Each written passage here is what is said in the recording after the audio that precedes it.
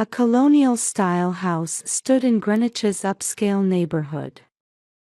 The soft early spring sunlight illuminated white tulips beginning to bloom in the garden. The front lawn glistened with morning dew. Mary Wilson sipped her herbal tea while gazing at the scene through the kitchen window. 3 years in this house. I finally have a real family, she thought, placing her hand on her growing belly, basking in the happiness of the moment.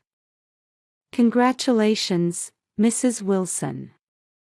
You're at the top of the department this quarter, her supervisor praised her at their office in downtown Stanford. Mary smiled modestly. Throughout her 10 years at Morgan Stanley, she had maintained top-tier performance. Even now, 8 months pregnant, her sharp business acumen hadn't dulled. Thank you. I'll ensure all client handovers are completed before my maternity leave. Back at her desk, she found a message from her husband. I'll pick you up at 7. Made dinner reservations. James, whom she'd met through a colleague's introduction and married 4 years ago, was the ideal husband. He drove her to and from work daily in his luxury BMW, spent weekends selecting ingredients at Whole Foods to cook together, and always took her to Sunday brunch followed by leisurely afternoons at the country club. When she announced her pregnancy, he was even more overjoyed than she was. Let's paint the nursery blue. It's a boy, after all. Yes, that would be lovely. Though perhaps a more subdued shade. Of course, whatever you think is best. However, her relationship with her parents and sister Linda was somewhat complicated. From an early age, her parents' affection had been biased toward her sister. Her father Robert, during his successful years as CEO of a real estate development company, granted Linda's every wish: expensive designer items, overseas trips, art school tuition. Meanwhile, their treatment of Mary remained consistently cool. Her mother Carol, overly conscious of their social standing, doted on the more presentable Linda. Mary had strived for independence early on, earning a scholarship to Yale University. After graduation, she immediately landed a position at a prestigious firm. The $500,000 she inherited from her grandmother was wisely invested and used as a down payment on this house. Still, family was family. When she announced her pregnancy, her parents and Linda were delighted. They had been visiting frequently lately. Her husband James was unusually attentive to her parents, giving expensive gifts and inviting them to upscale restaurants. They went out for family meals almost every weekend.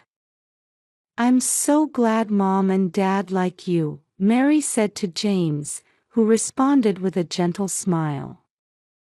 She noticed something hollow in his smile but dismissed it as her imagination. 3 weeks into her maternity leave, Mary was busy with preparations for the baby. Shopping on Amazon, gathering baby supplies at Target, even making trips to Walmart on weekends to carefully list everything needed. During this time, her husband's behavior gradually changed. He began coming home late, and his weekend absences increased, citing work commitments. There's an urgent meeting. I have a golf appointment with clients. His excuses became increasingly sophisticated.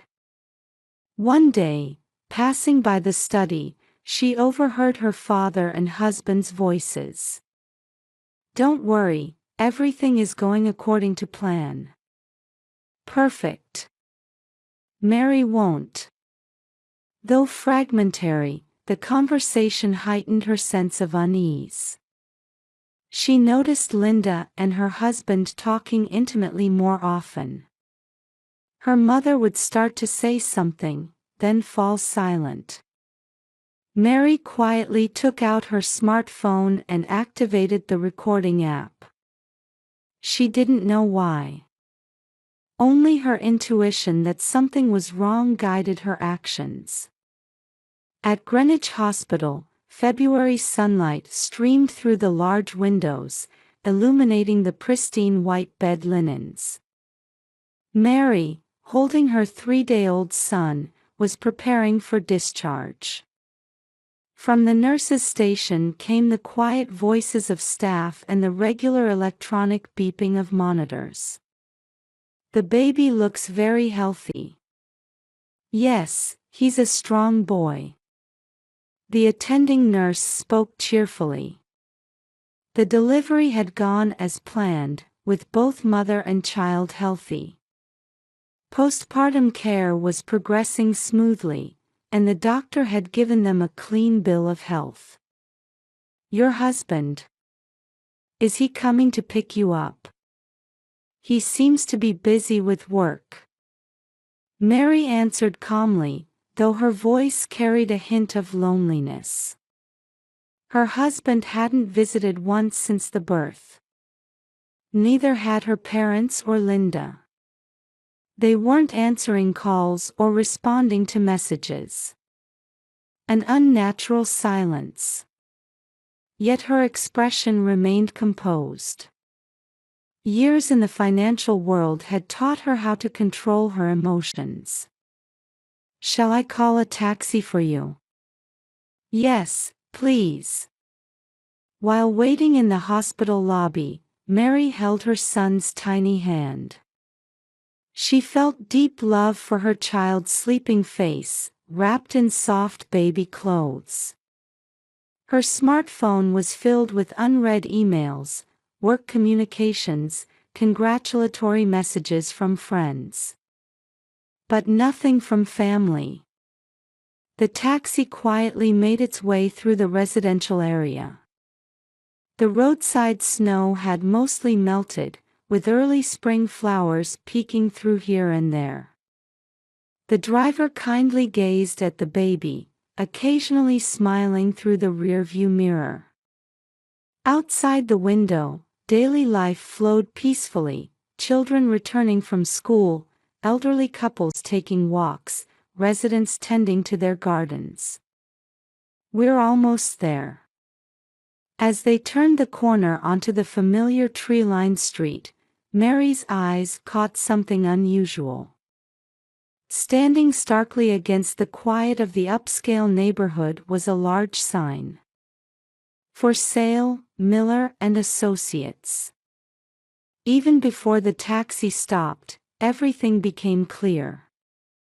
The blue planters she had chosen with her husband were gone from the entrance, along with the handmade wreath. The BMW was missing from the garage, and familiar curtains had vanished from the windows. Every trace of the home they'd built over 3 years had been erased.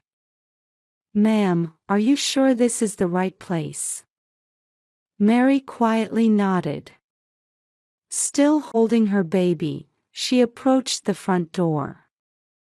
As she tried to insert her key, she drew a small breath. The cylinder had been replaced with a new one.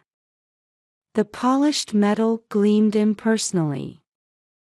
The sound of a neighboring door opening broke the silence. "Mary! You!" Mrs. Collins, her elderly neighbor, hurried over with concern in her eyes. "There was a move yesterday. Several large trucks came.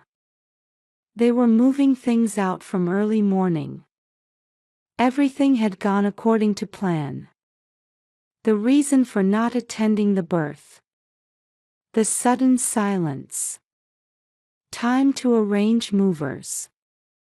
Everything had been perfectly calculated. Mary gently adjusted her hold on her son and took out her smartphone. Just then, the screen lit up. A notification sound cut through the quiet air. New messages from James. Photos appeared on the screen, each one eloquently telling the story of their calculated betrayal. The top floor of Trump Park, a luxury condominium in Stanford. A magnificent living room with floor-to-ceiling windows offering New York-like views, adorned with Manhattan-style modern decor. And 4 people seated on a cream-colored luxury sofa. Father, Mother, Linda, and James. All smiling, raising champagne glasses. Their expressions exuded the confidence of victors. Scrolling through the screen revealed a long message from her husband. Each word stabbed at her heart. The move to the luxury apartment. The new life with her parents and sister. And the divorce papers that were already prepared. The report that all real estate sale procedures were complete. Ending with a flippant LOL. More photos followed. A celebration dinner at an upscale restaurant. New furniture being moved in. The family relaxing by the pool. As if flaunting the success of their perfect plan. Mary, come inside and rest. Mrs. Collins reached out with concern. I'm fine. Mary smiled quietly. A calm expression, as if witnessing a trivial event. Behind her eyes, a cold fire burned quietly. Could you call another taxi, please? Yes, of course. But maybe we should call the police. No need to worry. This is a matter for legal handling. As she put her smartphone in her bag, Mary gently kissed her son's cheek. Her posture was dignified, showing no signs of postpartum fatigue. Let's make a hotel reservation. We'll need to stay for a while. The finest suite. Before returning to the taxi, she looked up at the house one last time. Their home filled with 3 years of memories. Tulips gleaming in the sunlight. Mary quietly accepted this as the prologue to the battle ahead. Dad and the others, you're really in for it now. She took an envelope from her bag. The surface was neatly labeled Evidence Number 1. Inside were recordings from the past 3 months, bank transaction records, logs of suspicious phone calls. Mary's eyes glinted sharply. The intuition honed over 10 years of her career hadn't betrayed her. This wasn't just family betrayal. This was a calculated crime. And they had chosen the worst possible opponent. In a suite at the Greenwich Ritz-Carlton, the 50th floor view commanded a panorama of the dawn cityscape. Mary faced her laptop screen, organizing vast amounts of data. In the adjacent bedroom, her 2-week-old son slept peacefully. Mrs. Wilson, top attorney Jonathan Sterling is here to see you. Please show him in. Responding to the concierge's voice, Mary saved her final file. Sterling Law Firm.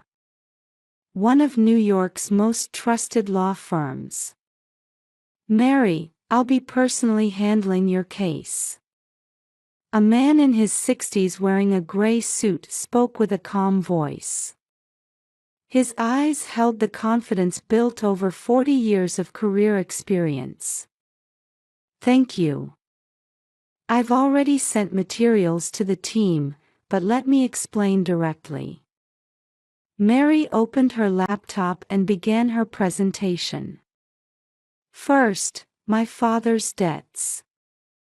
The screen displayed complex financial flows. During the 2008 real estate bubble burst, my father's company was effectively bankrupt.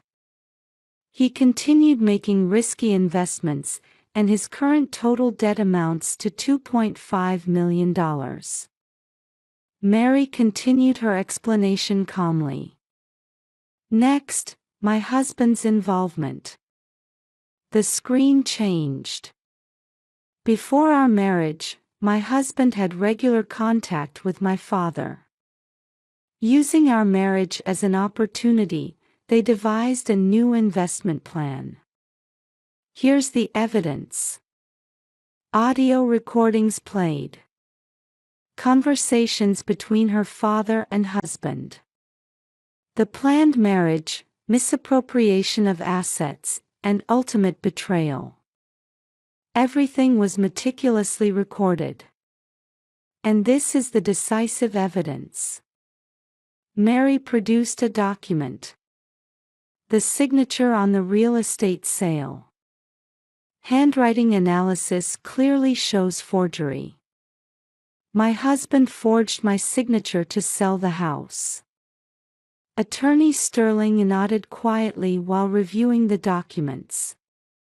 I've also confirmed my sister's involvement. The screen showed photos of Linda's secret meetings with her husband. They met frequently to devise plans.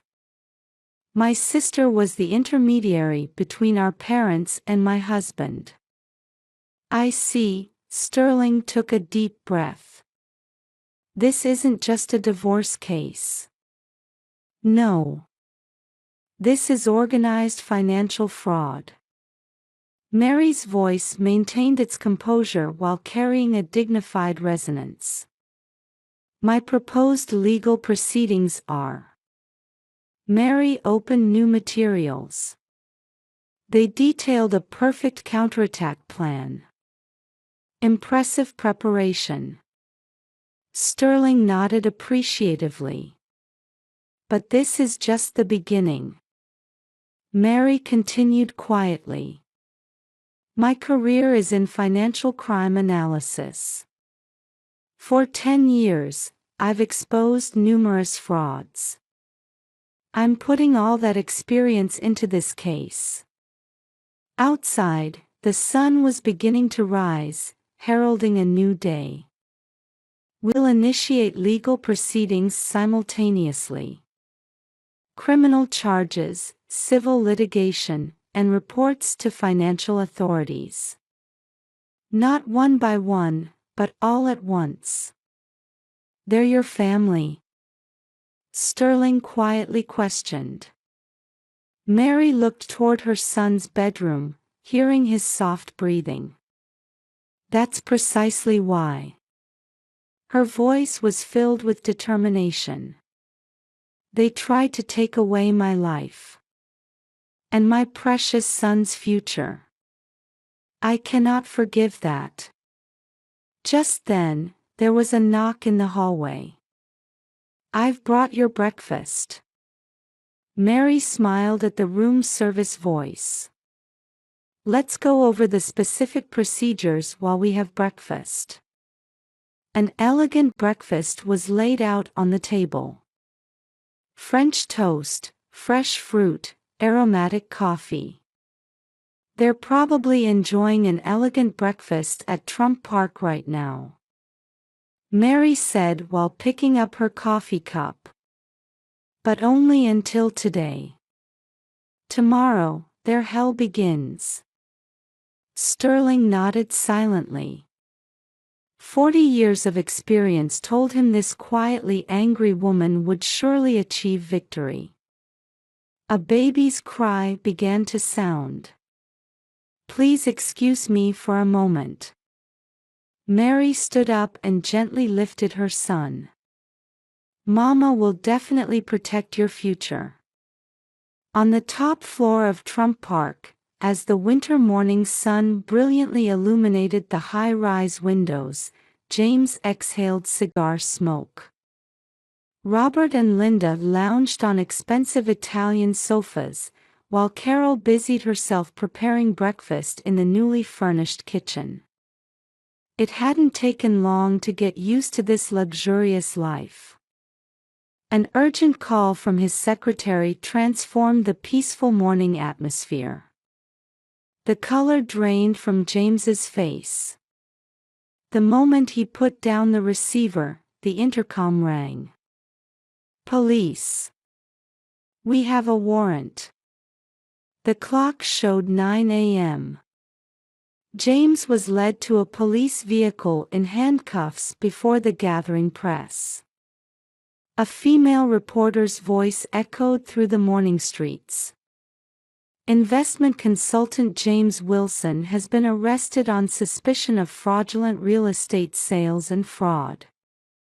The suspect is accused of forging his wife's signature to fraudulently sell property worth $2.5 million. The funds were allegedly diverted to repay his father-in-law's debts." The suspect's father-in-law, former CEO Robert Brown, and sister-in-law Linda Brown are also suspected of involvement in this case. In Stanford's business district, James's workplace was forced to respond immediately. The PR representative's voice trembled with tension as they read a statement. "We have terminated our employment contract with suspect Wilson effective immediately." In her suite at the Greenwich Ritz-Carlton, Mary quietly watched the news. Beside her, Attorney Sterling worked on his computer. "Everything's going according to plan," he said, and Mary quietly nodded. "Yes. But this is just the prologue." True to her words, the collapse spread like a chain reaction. First, the real estate sale was invalidated. The evidence of forged signatures was clear, and Trump Park's Management Association received an eviction notice. Then, financial authorities extended their investigation. The full extent of James and her father's fraudulent money transfers gradually came to light. Linda's desperate cries to reporters in the luxury apartment lobby were repeatedly broadcast on evening news. "We have the right to live in that house." Her desperate pleas failed to garner public sympathy.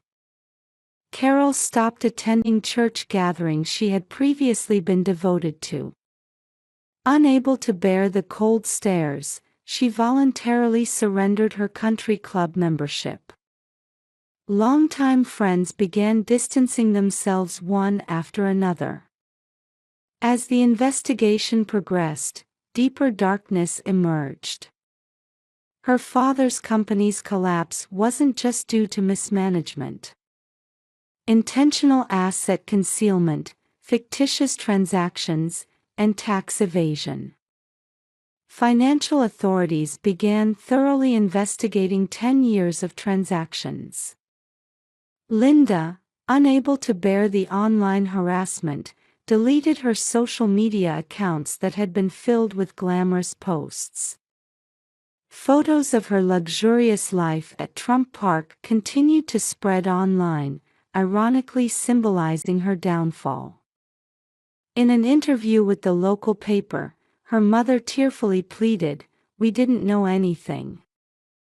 However, email records discovered by Sterling's team clearly showed she had known the full extent of the plan. As summer drew to a close, the final moment arrived in court. In the solemn courtroom, the verdict was delivered.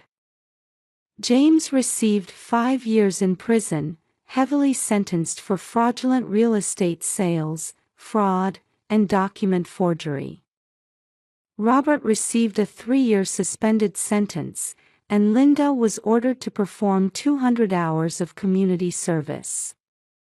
The civil lawsuit resulted in damage payments totaling $4.5 million. After the verdict, her mother approached Mary tearfully. "Please forgive us." But Mary quietly walked away. Her back showed no signs of hesitation. As autumn deepened, Mary had just finished her speech as committee chair at a Greenwich Hospital charity event. Her secretary patched through a call from Linda. After a moment's hesitation, Mary took the receiver. "Hello, Linda." "Sis."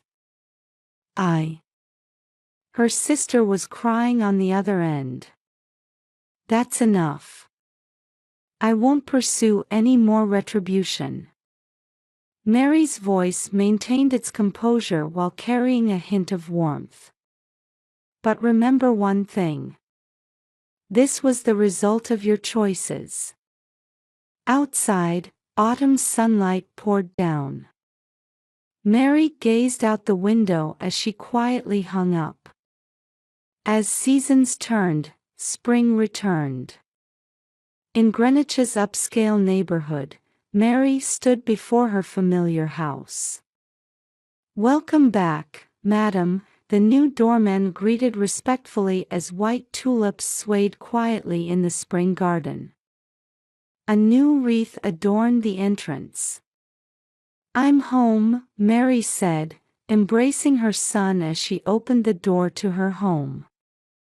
This was true victory. A quiet, but perfect victory. As the seasons changed from spring to summer, Greenwich's upscale neighborhood was enveloped in the fragrance of flowers. In Mary's garden, roses of various colors bloomed magnificently, and on weekends, the sight of her gardening brought joy to the neighbors' eyes. Her one-year-old son was energetically crawling around on the lawn. "Good morning, Mary." Mrs. Collins from next door stopped by for a Sunday morning greeting. Her smile, warmer than before, had been a constant support to Mary. "Did you see yesterday's news?" "Yes," Mary nodded quietly. Yesterday evening marked 1 year since James's incarceration. A brief news segment had covered his life in prison. His once luxurious suits replaced by prison garb, his arrogant expression subdued. "They say he's participating in a rehabilitation program." "So I heard.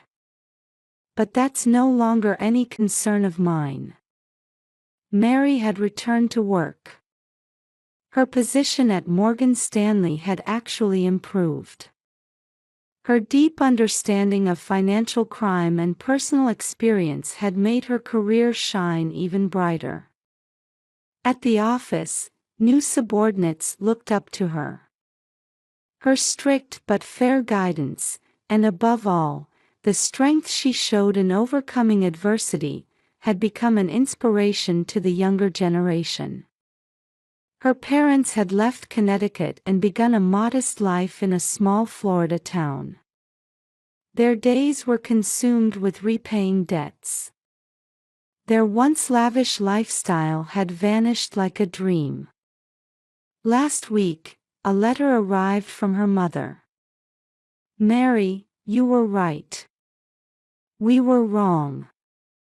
I'm not asking for forgiveness. I just want you to know that I'm proud of your strength." That letter remained tucked away in Mary's study drawer. Linda had started a new life in San Francisco. She had found work as a web designer at an NPO she met through her community service. She sent Mary short emails once a month. Though Mary never replied, she always read them. "Sis, today I paid my rent with my own salary for the first time. I enjoy spending time drawing with the children at the volunteer center. Little by little, I'm trying to move forward. People can change." Mary didn't deny that. But regaining trust takes time. Mama, up. Her son raised both arms, asking to be held. Mary gently lifted him and kissed his soft cheek. Mary. At their usual church, the pastor approached her. I'd like to nominate you for the new board of deacons. Her position in the community had become even more secure than before. Then, one sunny afternoon, in Morgan Stanley's cafeteria, Mary was talking with the new head of investment division. His warm gaze and intellectual conversation created small ripples in her heart. There's a special exhibition at the Art Museum this Saturday. Yes, that sounds interesting. A new romance. It was still just a vague possibility. But life always opens new doors. At dusk, Mary sat on the garden bench holding her son. As the scent of roses wafted through the air, the distant sky turned crimson. Ma'am, here's the final confirmation for tomorrow's charity event. Martha, the housekeeper, brought over the schedule. Thank you. Also, please prepare the list of new donation recipients. This was the revenge she had chosen. Never forgive. But don't drown in hatred either. Simply live better and stronger. That was the most beautiful form of victory. As Greenwich's twilight deepened, warm light spilled from the windows of Mary's house. The light of a new life shone quietly but surely.